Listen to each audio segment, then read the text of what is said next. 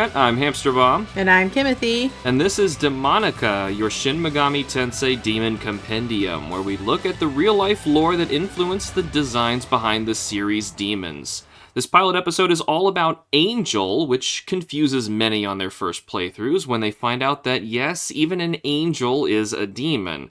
The demons of SMT and Persona are nearly all representations of real religious, mythological, historical, fictional, or cryptozoological characters and concepts. So if an angel is a demon, Kim, what is a demon? So I did do a little bit of research on demon, and I kind of knew this to begin with, that demon way back when used to just mean spirit. But I did look a little bit more into the word, and the word originated around 1200 BCE. And so we have the Latin form of it, which is demon, but Daemon, which we have a demon for. Yeah. Right. Yeah. And that just translated to spirit.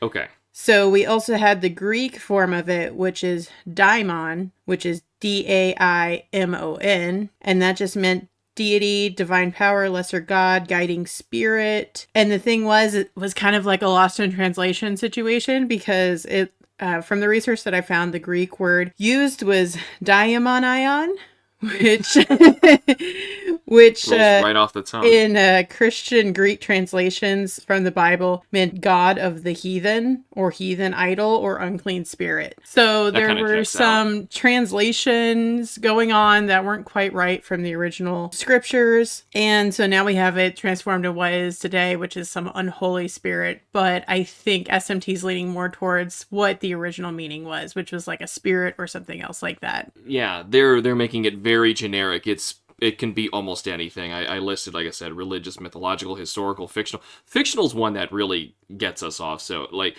that was not the way that I should have explained that was not appropriate. No, so that really, I'm going to say surprises me. That's what I should have said, because I'll get into this later, but we're kind of inspiring our episodes in alphabetical order, like one demon for each letter, and we considered A instead of Angel Alice, except it's such a strange beginning point being a fictional character that we thought, okay, we need to make this as simple as possible, because we're going to be talking about what is a demon and not doing demon, Daemon, which is a demon, Demon, in Shin Megami Tensei. I don't know if it's ever appeared in Persona yet. It seems to be kind of a new thing. I don't remember it in Persona very much. Well, Persona 5 X has just come out, and I haven't seen any of that yet. But anyway, one other thing that I noticed while you were talking, we should probably mention, my actual name is not HamsterBomb. My driver's license doesn't say that. Instead, it says Alex. So Kim is going to call me Alex. Her full name is not actually Kimothy either. Hey, that's lies. That is slander, sir. Anyway, getting back to it, demons are something that's kind of generic. So if somebody out there believes in it,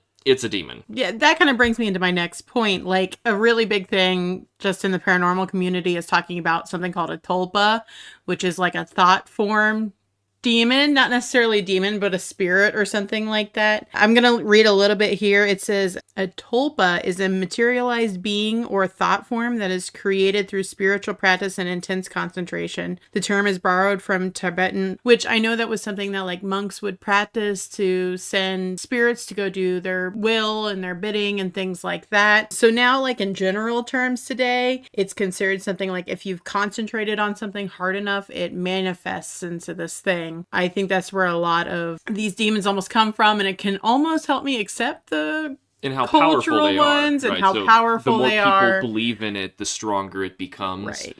So, this is making me think of something. This is a bit of a comparison, but I want to know if this was a tulpa. So my dad, he was probably just trying to scare me when I was a kid, but he used to work at a paper mill, and he had reams of paper in the garage, and I didn't want to go in there because I was scared of the big wolf spiders. And he would tell me, if you go in there and you think really hard about there being a wolf spider, there's gonna be a wolf spider in there, and you're gonna see it. So I believed for the longest time that if I thought about something hard enough, I would make a real thing appear and it would scare the crap out of me. Is that a tulpa? Kind of. I mean, we could go on for hours about like what a tulpa is and the power of manifestation through human thought. we've done several studies where, it seems like a very powerful thing to use, but I really like SMT's take on it, that almost anything that takes a lot of the human concentration. And you see that in like Persona 5 as well, where it's like this mass of people have this much of a thought or a concentration on this. Yeah, that and it created mementos, right? I believe in Persona 5 right. was all their...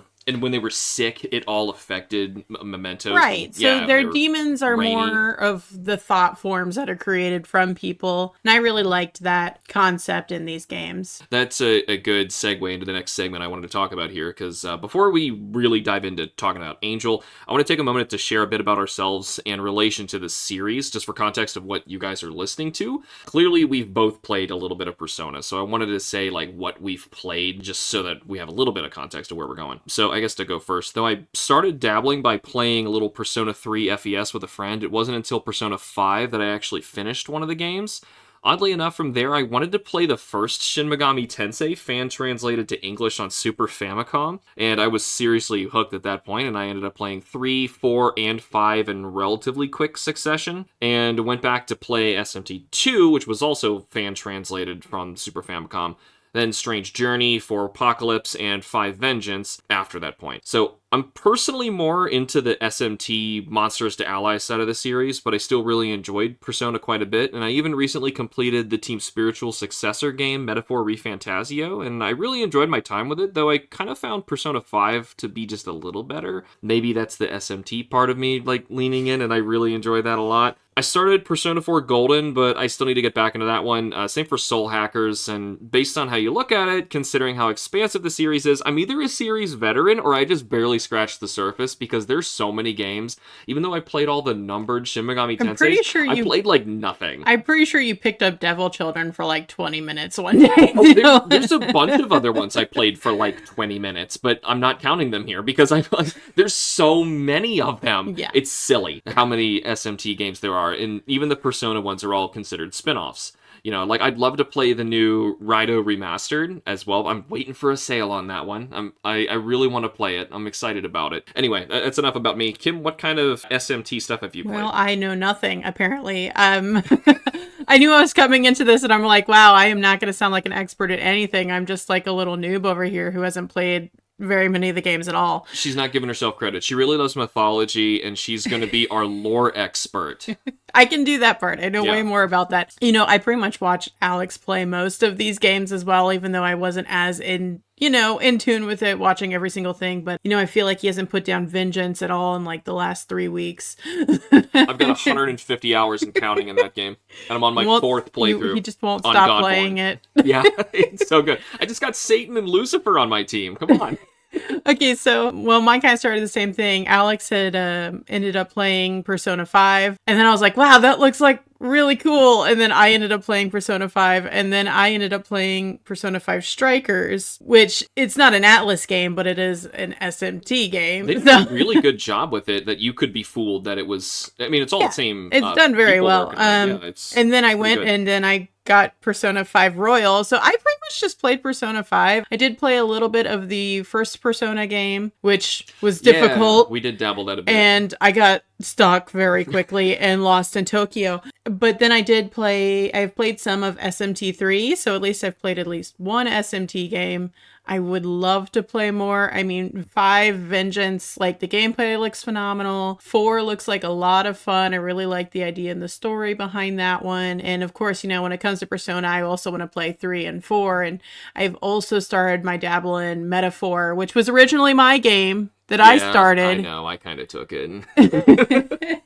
I still haven't finished it yet. Alex has finished the whole game. You're still chipping away at Shin Megami Tensei 3. I believe your next fight's with Daisoju. Yeah, it's if I'm off saying and that on. Correctly. I mean, we're going to mess up pronunciations all the time. Hey, I hope it's not too bad with Angel. Though we've played a collective buttload of the games, and Persona 5, if you're listening to this podcast, you've probably played it. You know how long that game is. It's one of the longest games ever. Kim's played it twice because she played the original and then she played Royal, and I played it. So there's been a lot of Persona 5 in this household. We also watched 2 animes that were not related to the game. Oh, you mean the Shin Megami Tensei one? Yeah, we did watch. that's very true. Yeah, we did watch Shin Megami Tensei anime animations. One was based on the books, which I'd still like to hunt down translations for that. I know there's some fan ones. But, oh my goodness, the Persona animations. Oh, that was terrible. Yeah, we watched the Persona 5 animation. That was if you're bad. thinking of getting into Persona 5, the animation is not the way to do it. If you played Persona 5, don't watch the animation. It ruins the game even more. It's bad for newcomers, and it's bad for people who play. It's bad for everybody. It's just bad, and the quality is so poor, especially compared to how good Atlas's team is. Yeah, you know what I animation. decided to do instead? I wanted to watch that whole game again, so instead of watching the anime, I just watched the animated cutscenes from the game. Because it made about as much sense, so... That'd be a terrible way for you to watch it at home if you don't know, because then it'll jump past, 30 hours of gameplay when there's no animated cutscenes. Yeah, I mean, if you know anything about how Atlas makes their games, everything's, front-loaded and then back-loaded, and then there's very few, animated cutscenes in the middle, but it's still a fun, enjoyable game. And we've also both played Catherine, which I feel like is also somehow in the same universe. It kind of is. I'm pretty sure there's one point where you can see Vincent in Persona 5's Tokyo somewhere. Am I remembering this? I think so. Is this a tulpa? Am I imagining things? No, that real? Well, that would be different. But okay, well, I could swear I've seen images of Vincent there. I have not seen him in my game though. Maybe it was in Royal somewhere. I didn't play Royal. I played the original Persona 5, and Kim played Royal after she played the original. Which, anyway. I mean, we've got some opinions on that, and we've done reviews on both of them. Mm-hmm. But I feel like now, after completing both and sitting with it, I have different opinions now than I used to. Yeah, me too. I actually thought higher of Royal until after you finished it, and I realized I kind of wish they didn't make all the changes that they did. But there is some quality of life things that I felt like, yes, that should have happened. Oh, yeah, but... yeah. And, hey, you know what? This is not the podcast for reviewing the game. I know. See, okay, well, if you were wondering if the people who are making this podcast love Shin Megami Tensei and Persona, I hope we at least proved that. We do really like it, and we want to make sure that we give all the attention we can to each demon as we get through them. So we both love these games dearly, so I want you to please keep in mind that this series is absolutely massive, and we're gonna make mistakes. So we apologize in advance for any bad information we might spread, so if you happen to catch something incorrect, do let us know, and we'll clarify it in a future episode. And also, we might pronounce things really horribly, because this series spans pretty much all of human history all around the world, with all different mythologies and cultures. And we're two white folks from the Midwest. Yeah, we're two white folks in the Midwest. I'm sorry, we don't know everything about everything, though hopefully by the end of this series we will. Everything about everything, and so will you. You'll be a smarter person for listening to this. You heard it here first. And if for some reason this is the first time you're hearing about SMT or Persona, I don't know why you would pick this up without playing them. Welcome. But just know that you do not have to pick them up in order. Also, there isn't an order. Okay, also, it's so chaotic. Yeah, goodness, no. Yeah, it's all over the place. I have reviewed on my YouTube channel Shin Megami Tensei 1, 3, and 4. I would like to get back into reviewing more of them, because as you heard, I've played many more of them, and I do really love them all. I love them so much that I really struggle figuring out which one's my favorite, because it seems each one has something holding it back that the others succeed at really well. I think I religiously ask you that question, which one's your favorite, every time you've picked up a new one and played it for some time. You're messing with me, because 4 has a phenomenal story, but oh my gosh, 5 is so fun to play, and its story's terrible. Its characters are so weak compared to some of the other ones, and then you play, the Super Nintendo, and it's so cool. Anyway, see, here I go again. Well, don't be intimidated by the games, pick them up anywhere.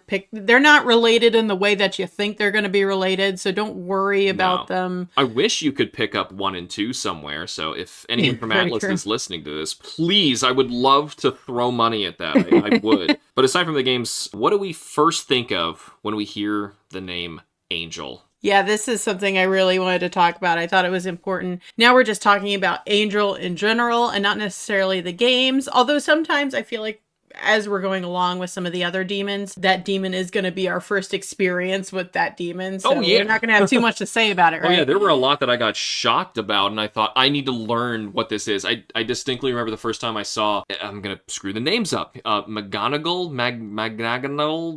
It's a Philippine witch, if you remember the one that eats the fetuses. And it leaves its torso somewhere. Yeah, oh my gosh, it's visually disturbing, and then you read the little snippet you get of the lore, and it's disturbing, and I want to know more about I love it. I want to know about that. So now, An angel is something that almost all of us anymore in this day and age probably have an idea in our head of what that is. Right. So I think of an invisible creature, but also it's this radiant white-robed figure with large feathered wings and a halo that basically operates as Santa's elves for an omnipotent bearded man in the sky. Follows people around, makes sure that they're naughty or nice, and, reports it to the big man. It's like the invisible pink unicorn. It's got a visual description, like I know what it's supposed to look like, but I'm not supposed to see it. Right. And I was just thinking the whole time while I was thinking about this, and I'm like, I wonder what's the first thing that pops into my head when I think of angel. And I realized it was this painting in my grandparents' house. They had this painting of this angel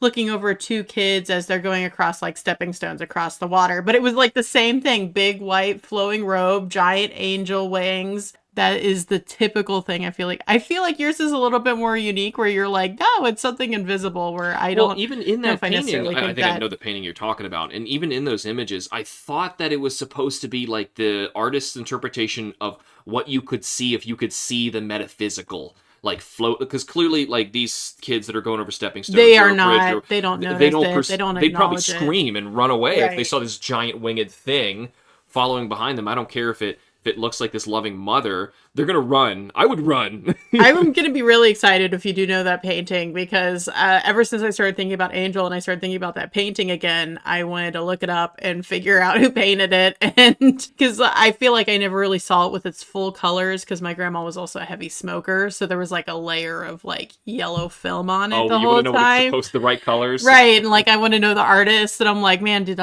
everybody have this in their home?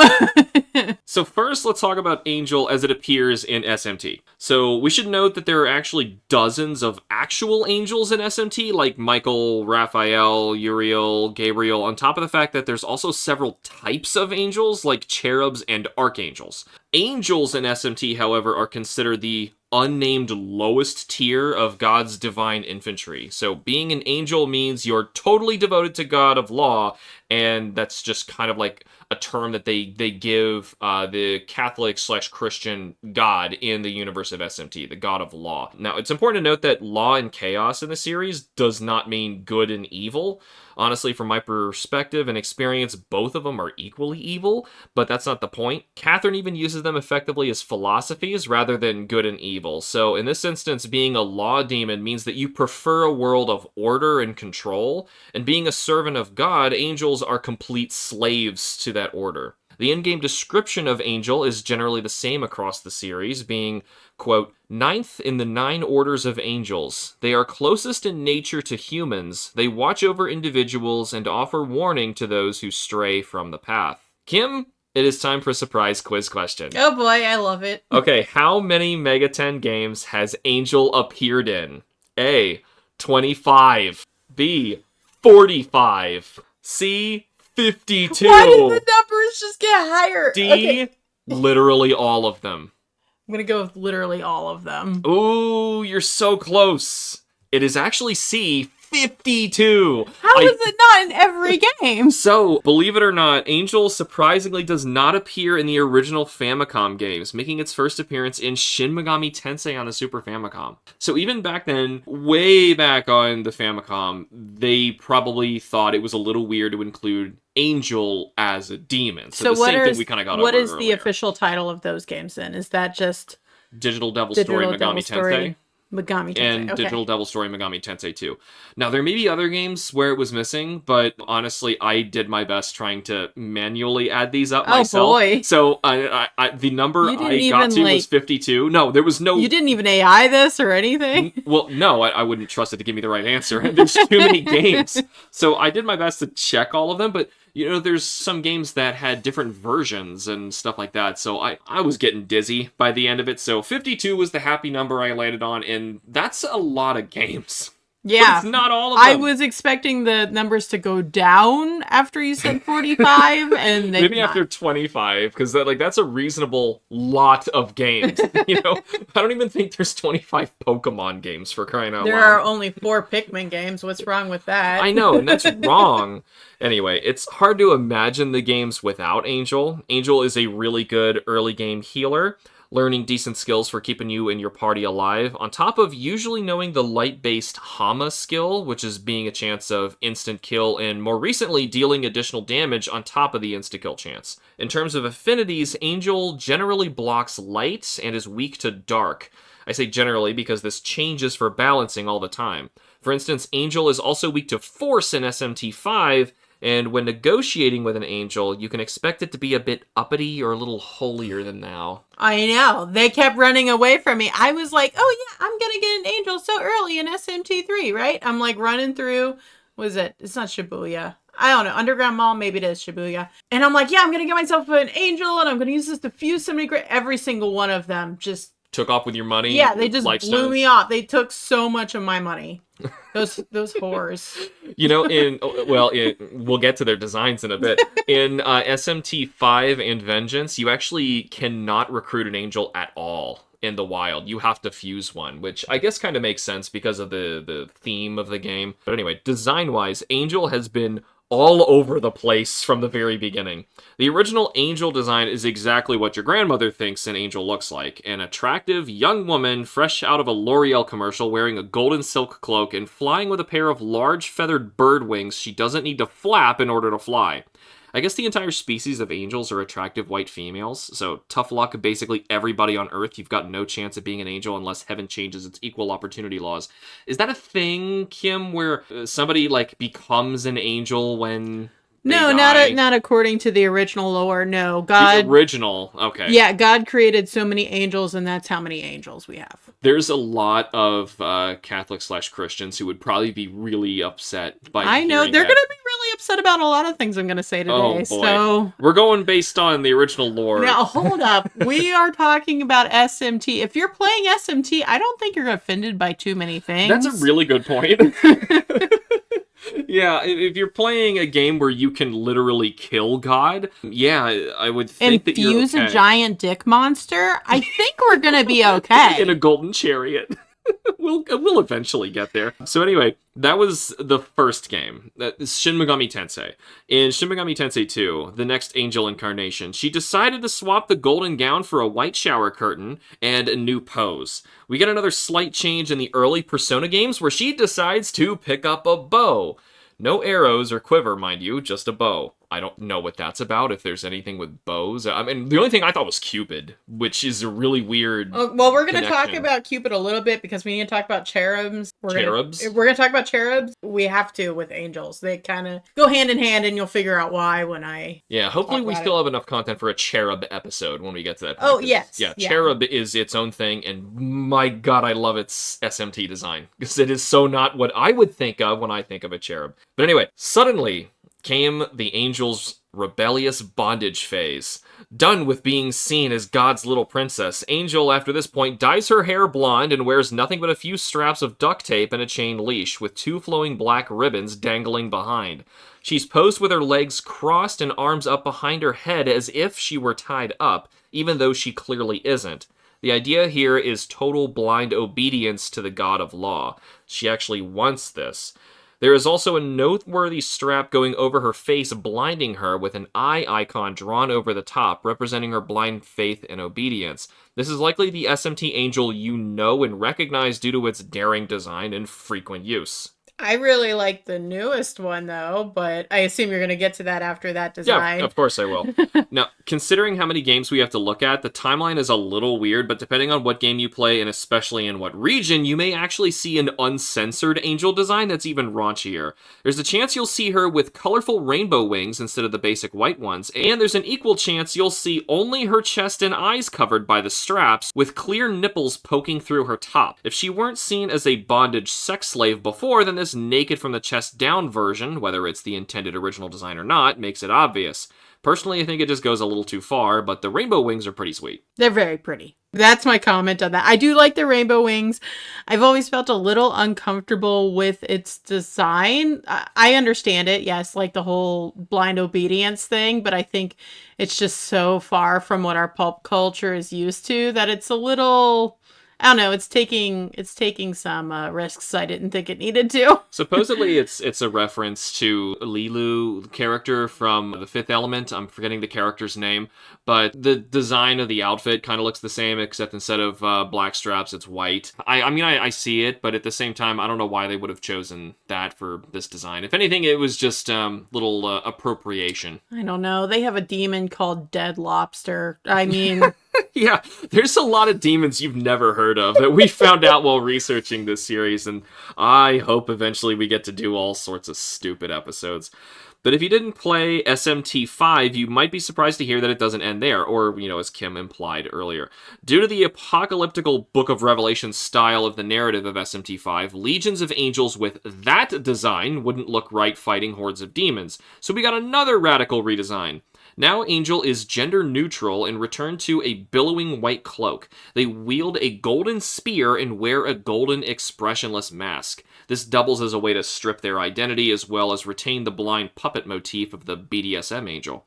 This new angel also has something I'm shocked took this long to get.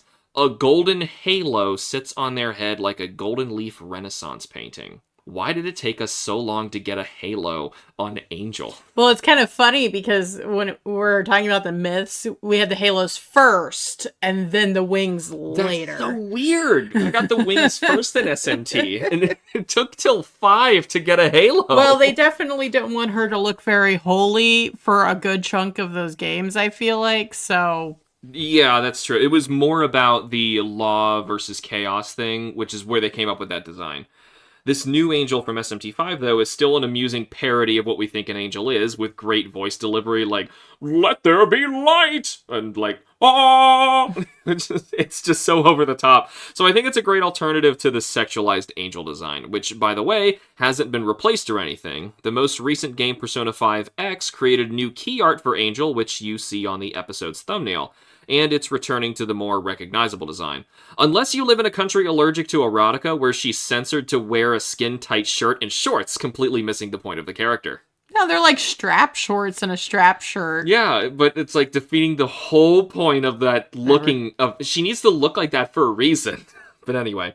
Also, Kim would be disappointed if I didn't mention the cute strawberry shortcake-looking artwork we got for the Devil Children games. It looks like a chibi Valentine-themed Cupid child with a funny little halo, actually. It is freaking adorable. Yeah, so to be fair, we got a halo on that first.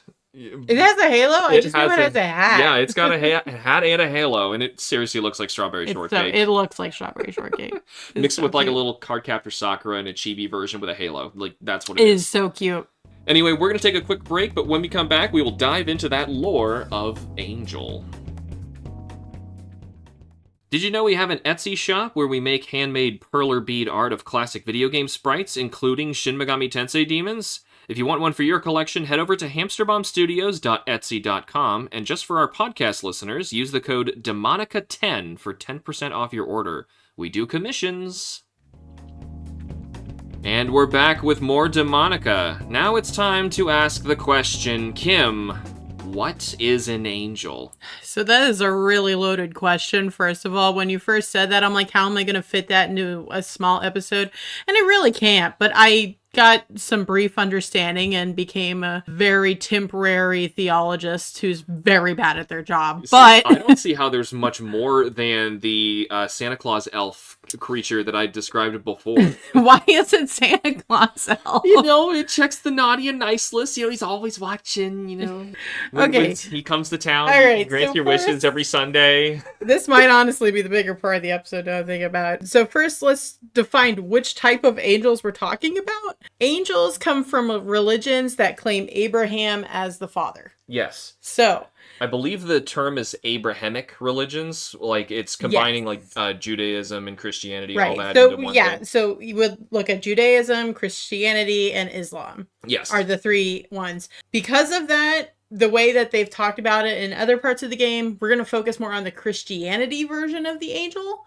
Because Judaism and Islam have different ideas of it, but they're really like every little bit of lore and stuff that they do in the games relates more to the Christianity version. So I did find that information. Apparently there's a book called A Brief History of Angels that I kind of wanted now as I was looking through all this. Because I really enjoy the thought process of a theologist looking at it from like start to finish, where this happened, what's going on, and yeah, if you ask a priest, you're gonna get a completely different story, and it's gonna be biased, and it's gonna make a lot of assumptions. And we're not going into this in a religious way. We just want to know like what in human history has caused us to end up with this bizarre creature that has a very specific role that we all know about. Right. So I also found out that angelology is a thing. Oh my goodness.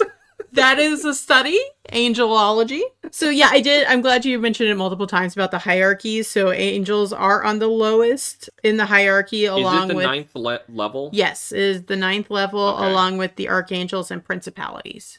Really? They're that low? Mm-hmm. Archangel, I would assume, just from playing SMT, that Archangel, because you usually fuse Angel into an Archangel or a Principality, and Principality comes later. Yeah, but those are all on the same level, and we'll probably get into it later when we look at some of the other angels and demons, but... Not just the named ones, but right, there's some actually on higher levels that... Was power in there at all? Yeah, it's on one of the higher ones. Oh, that's so weird! So that's what I'm saying. I'm saying on the lowest level is angel, principality, and archangels. Okay. That's the lowest level of angels you got. So one of the first mentions of angels is in Genesis 6, 1-4. It's not through, it's 1-4. How do you say it? You would just say 1-4. You would say Genesis 1-4. Okay, Genesis so it's like chapter 1, verse. 4. Yeah. Okay. I apologize. I am not versed in how to say the things. I feel like I would know how to read it if you handed it to me. I can find it in the Bible. But oh yeah, it's very simple once you know how to do it. I was raised reading that stuff. So yes, angels are first mentioned in there, but it does not directly say the word angel, but it references them in Genesis and in the book of Enoch as well. And those are both being written in the 300 to 400 BCE. So that's about 2,200 years ago, or approximately. And they also say that angels are only created by God. So from my research, I did not find anything you can do to make you an angel. Like God created a certain amount of angels, and those are the angels that we have. So that's just a made-up thing that came later, like purgatory, to make people feel better. From my understanding, that makes a lot of sense. A temporary expert on this. Like how humans are the ones who determine who becomes a saint as well.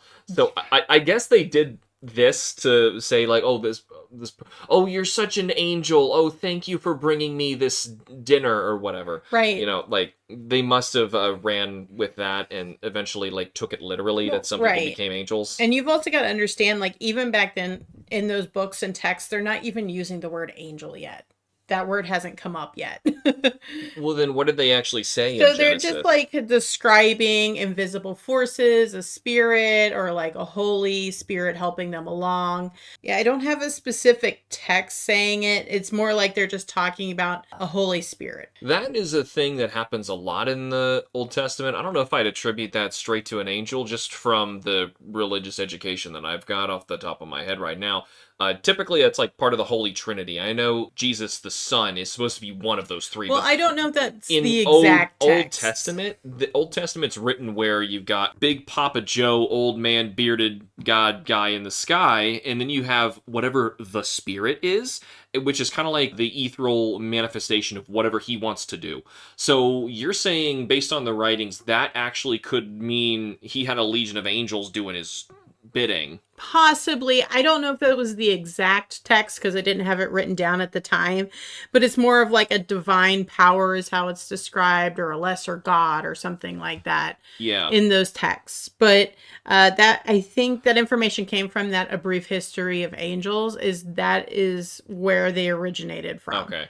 I can tell you from Catholic grade school and high school, I still can't give you a concrete answer on what the heck the Holy Spirit is supposed to be. So I'm going to let you have that one. That nobody ever, and I asked lots of questions. I swear they did not like me in that school because I asked, well, here, it's great to ask questions in other classes, but not in the religion classes. They don't like that. But I asked lots of questions and they were very disturbed that I was curious about, oh, what is this spirit then? Like, how do we get any information on it? And of course, it's all made up, but they don't really like talking about that. So I do want to go into, because you went in so long about like the look and how they are, so I'm going to go in a little bit of a brief description what does that of look that. like? Because I want to know what this spirit thing is that I've been told about forever. This is coming from the Zondervan academic website, which I did get a lot of great information about angels on, written by a theologist again. So angels are only visible if God allows them to be seen. That's like our number one thing. They're more like spirits. The visible, invisible thing. Right. And they're more like spirits, so they're not visible or anything like that. And in that case, like, because they're spirits, as the human race evolved, we kind of took that to mean that they were genderless because they're spirits in some way. Okay. So far SMT5 is getting it right with the look. I would say so. Yeah. But, that goes back and forth. This also, I think, goes more to SMT5, is that the word angel in the Bible, like, in other languages, is always masculine. So it never has a feminine, what do you call that when you add? I don't remember what it's called in the Romantic languages, but it is. So like in Spanish, you add an O or an A to the end of something, and it's either a male or female. Well, that doesn't mean that, like the moon, for instance, is always female. Right. But that doesn't mean that you can't, like the word human. I actually don't know if what the word human in Spanish is masculine or feminine. So I don't, like, is it an instance like that? Well, it's like that, but it's more like the Greek or the Roman version is like that. So they're also, all the ones appearing in the Bible are all men. Anytime there's reference to one in the Bible, they're all men. Okay. Even Gabriel. Mm-hmm. Oh, was Gabriel in the Bible? Yes. Because I think we mentioned this off camera. Surprisingly, those 4 archangels that I mentioned earlier, only 2 of them are in the Bible. And that is Gabriel and Michael. So Gabriel in SMT is a woman. Right. And I know in other media, Uriel is a woman. I think Darksiders, Uriel's a woman. I don't know if there's any consistency. I found nothing in the theology field that ever suggested that angels were supposed to be female. Okay. And that's kind of a hard hit there, because I'm like... all the art is that's usually they're female. I figured that's why Angel in, what you see in Persona and SMT3 and most of the series, it was this female that was bound to the god of law. This strapped up woman who is pretending to be bound even though she isn't. Right. I assumed it was because every instance of angels we've ever seen paintings of, they're all women or tiny babies with their penises. Okay, so we will talk about that one, but... Does their penis have to hang out? Is that imperative to their job? Okay, so here's the other thing. I'll let you finish. So we were talking about, we're already talking about like whether they're genderless or not. We were talking about how they were spirits, so sometimes people would interpret them as being genderless because they're a spirit and they don't have a physical body. Yeah, like the angel comes to Mary and says you'll be given a child, and but it's never said that anywhere that they are genderless. Nothing in biblical texts has said that they are genderless. So it's just the fact that they were a spirit, and we assume that a spirit doesn't sexually reproduce. Correct. So therefore, so it's here's genderless. The other part of it is that God says angels cannot marry. Okay. So that, or reproduce. So I think that led people to believe... give that a genderless thing, then. Yeah, I think that's why it led people to believe they're genderless, but in the Bible, they're usually referred to as men or in the masculine sense of the word. They're LGBTQ. Ooh, that's going to be some great info to drop on your priest. So angels are not omnipresent, as it kind of is made apparent with the angel in SMT, as she's just a blind follower. So she's not omnipresent. She can't see everything. She can't see anything. She can't see anything. She can't see anything. I think that's why they have an eye drawn on the blinder for the face. Like, God is her sight. She sees nothing other than what he wants her to see. Yeah, which I was kind of surprised to hear that angels aren't omnipresent, because you would think, how are they helping all these different people not being omnipresent? But maybe they're supposed to be like the connection between realms, like if God is this omnipotent thing and he needs assistance to reach over into, another realm, and an angel's an in-between point. Right, which it sounds more like that. So they serve more as messengers or protectors more than anything else. They're not like fighters or avengers or anything like that. They're just messengers So or the protectors. bow and the spear is a little weird. I wonder where the bow came from. That's a weird one. Yeah, that one. Well, I thought Cupid. That was my only thought because Cupid's got a bow and he's got to shoot the cute little heart with the arrow point being a backwards heart, and it's got a doing Looney Tunes style stick it into somebody. So that was so when you're talking about how they only serve God, and they also, God never said how many angels he created. Which is a safe thing because there's more people all the time and they all need guardian angels. Right, but apparently he created a butt ton of them as far as I know. Oh, yeah. So far, the number is at least 8 billion. Assuming he recycles so them. many. Does I he would recycle? assume he recycles them. Yeah. But also the idea of a guardian angel is a very human created thing. Oh, of course it is. Because it's a selfish thought. It's never mentioned like that in the Bible or anything like that. I wouldn't expect it to be there. So it's very much like a present day thing, I think, that people say when they have a guardian angel. But they could also just be referring to a spirit of a loved one, which isn't necessarily an angel, but I guess that could be just their text that's what for threw that me name. off, because when I was young, my grandfather died, and my family had strongly given me the impression that he was now like a guardian angel that would follow me. And then, of course, me being a kid, now I'm like paranoid, like, oh gosh, Grandpa's watching everything that I'm doing. Is he behind me right now? Does he have giant wings and a halo and he's just invisible? Maybe paranoid more than anything. But also it gave me that impression that if you die, you could become an angel. Right, which is not true. Okay, well, I mean, who knows what's true? Well, who knows? Well, what's true in the biblical sense of it, I guess. Right. What's more accurate? So I think SMT really got this right with angels. And here's a quote: "Mighty ones who do his word." And angels represent perfect obedience. And oh, so that's 3. Yeah, that's so 3. That's really what they're about in the traits and symbolisms of them. Now we can also go back and talk about it in historical and art context. I was talking before how they had halos before they ever had wings. Painted in gold leaf, I assume. Right. Or were they literally painted with gold? So angels in art started in the 4th century BCE. So that is right around the time they're starting to get mentioned in Genesis. That's pretty in the book quick, of Enoch. yeah. Mm-hmm. That's like, they caught on to this, hey, brother Jeremiah has this great OC in high school, and he's like doodling on his papyrus, and someone starts to sketch with his gold leaf to create the first angels, and it's all happening like at the same time. I wouldn't expect images of these things to show up for a long time. So, yeah, it was crazy how quickly it happened. And I was looking at like what was going on in this time. And, I talked about before where like Rome was taking over a few countries, and the Battle of Issus was something big that happened. I'm also not a historian, but there were a lot of battles and people dying. I asked Kim to find us something relevant in human history that happened around the time that Angels came out, so there you go, Battle of Issus.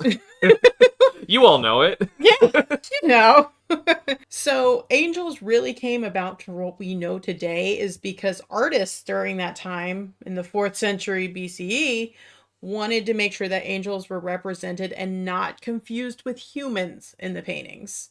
So that was their biggest thing. They needed to have something to define them apart from each other. That makes a lot of sense. So Halo was the thing? Halo was the thing. And then eventually, cherubs might be part of the Christian mythology, but I have to double check on it. So the thing was, it's the Valentine's mythology. They had cherubs before, from my understanding.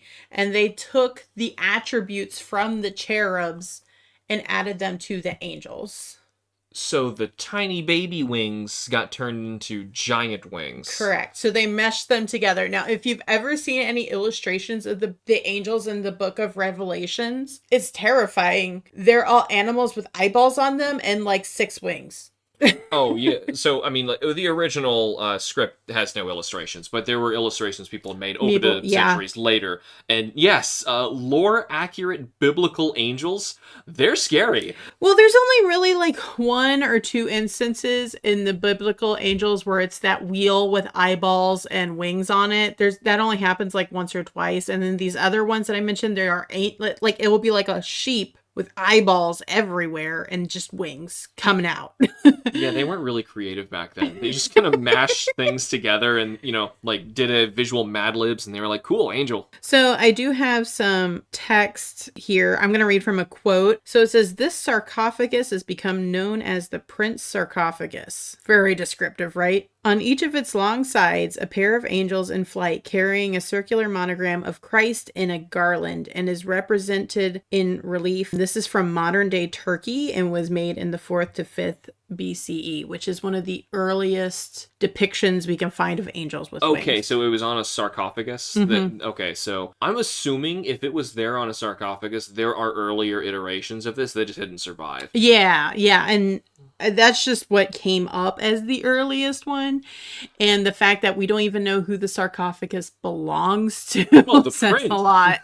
It must be the prince. Right? So I do want to move from that more into like what its influences are more on our pop culture today. And, we see angels everywhere. And like we were saying at the beginning of the episode, you probably have some idea of what you think an angel might be or might look like. It's a word that's thrown around a lot, as tramp stamps, tattoos, and, it's everywhere. That's the first thing that comes to That's what I think of. Or it's written across your tushy. Angel? Yeah. What? I've got a lot of questions that I'll have to ask her after this episode's over. So we see angels in everything now, although they've lost a lot of their meaning, I feel like. Oh, no kidding. It's just put wings on something. Yeah, I did want to talk about, our most famous ones. Like, my favorite angels are in Magic the Gathering. I don't think any of those are biblically accurate. No. We've talked about this. There's probably 0 total male angels in Magic the Gathering.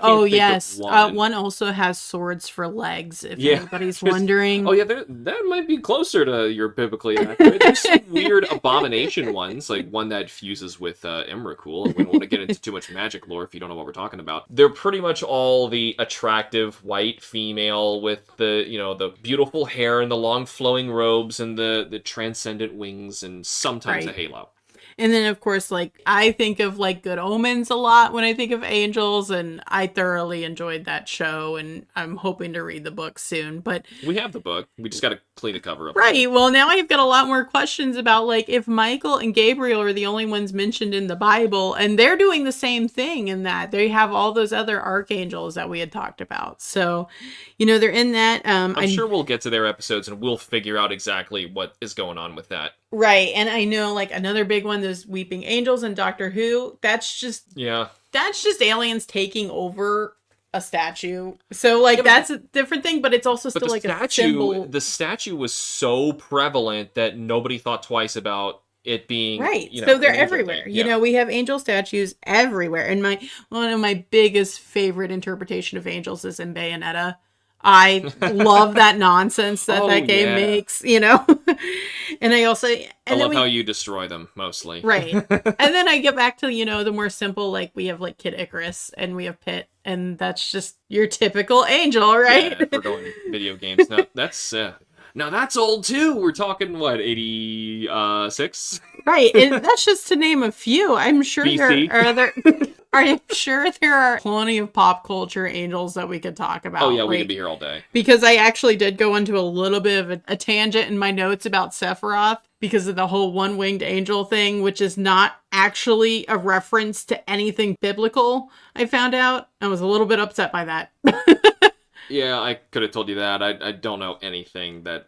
Well, and then I thought maybe his name might have been based off of, like, a Sarah for a Sarah or something. No. Absolutely not. Nothing to do with it. Didn't Cloud have the other wing or something like that? Yeah, it's a whole thing. It has corny. Nothing to do with anything biblical. It has more to do with like an incomplete experiment. You thought Final Fantasy was going to have something I thought more we accurate? had to talk about... Well, no, because they just took the names from mythology. That's about as close as we get. Yeah, and then the creature or character has nothing to do with it.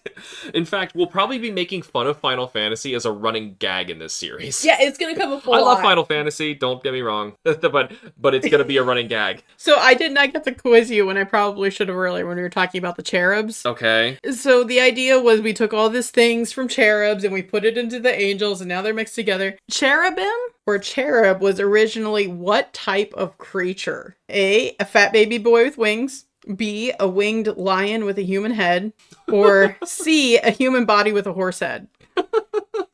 You know, because you would never hand me an easy question, there's no way it's the baby. And I'm going to go out on a limb and say it's the crazy lion-headed monstrosity. Right, because that lion-headed monstrosity is a sphinx. Oh. So a cherub Well, used that to be makes in sense. relationship to a sphinx, and so they took a lot of... It's way older. Yeah, they took a lot of Inspiration from sphinxes to making their angels, which is what you see more with like the Book of Revelations sketches and etchings you've seen people do. So think about that. It's not a cute chubby baby. It is a sphinx. that got turned into... So the only thing they kept were the wings. They just put Sphinx's wings on a baby. So I don't know if cherubs were something else first, and then they attributed it to sphinxes. But yeah, I don't know. Cherub will probably have an episode. Thoroughly enjoyed that. A little bit of context. So anyway, as I mentioned earlier, to help us decide what demons to discuss, we opted to pick a new demon for each letter of the alphabet for each episode. And considering the most complete list of demons that I personally have right now is well over 1,330 and counting. Hey, that's still less than the amount of Pokemon out there. No, it's not. It's not? No, it's not. Are you sure? No, I'm sure. I'm sure. I feel like you could that's probably less than count Pokemon. all the mega evolutions and alternate forms. You count all the unknowns and No, all the other only things. the numbered ones. Maybe you'll get there, but I Okay, don't think okay. so. So no, Pokemon only recently broke 1,000. My list of SMT demons is incomplete, and I have over 1,300. Pokemon broke 1,000 like 2 years ago. It broke 1,000 2 years ago if you counted all the alternate forms and all that stuff. Okay. In terms of the actual numbers, no, they didn't. Anyway, so we needed a fun system to shorten our options down, and Angel just kind of worked out as our pilot episode, as we already previously mentioned. So be sure to tune in to the next episode where we will summon a new demon that begins with the letter B. Let us know what your favorite demon that begins with B is, and what you thought of this episode. We would love to hear from you. You can find me online at HamsterBomb on YouTube, where I host a long list of Let's Plays, reviews, and live streams. So thank you all so much for listening. Take care not to let the demons possess you while you sleep. And we will see you all in the next episode. Oh yeah. Bye.